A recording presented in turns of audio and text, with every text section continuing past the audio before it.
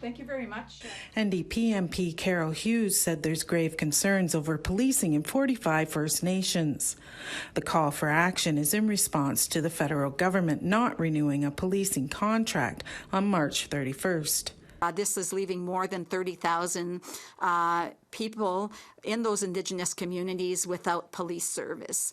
And it will leave them without police service come the end of June, because that's when the funding that they've been using up is going to expire.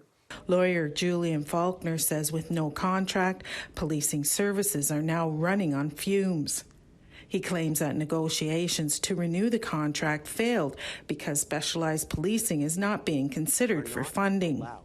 They're prohibited from having police services that have basic police units, like a domestic assault unit, like a homicide unit, like an emergency response team. They're prohibited from having that.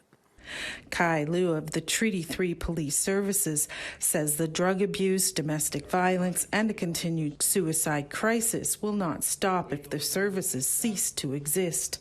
He says it's imperative that negotiations get back on track.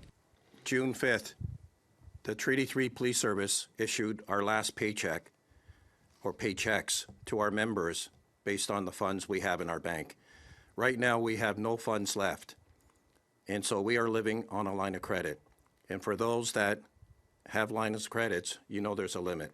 Indigenous Chiefs of Police of Ontario. NDP MP Lori Udelut brought up the issue during question period on Monday. Public Safety Minister Marco Mendicino responded. That I've had constructive discussions with Chief Kai Liu over the course of the weekend, and I want to assure all members in this chamber that we are committed to resolving this situation as quickly and as respectfully as we can. Faulkner says the matter will go to the federal court this week, seeking an injunction to get emergency funding from the federal government. Anna Francis, APTN National News, Ottawa.